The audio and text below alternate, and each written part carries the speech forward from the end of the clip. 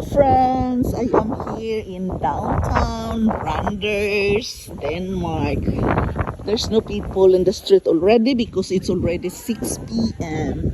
and we are going to the restaurant. Here it is. It's nice, oh. Nice. It's been a long time I haven't been here. Last time I have been here, maybe that was in 1991, 1992. So, this is it.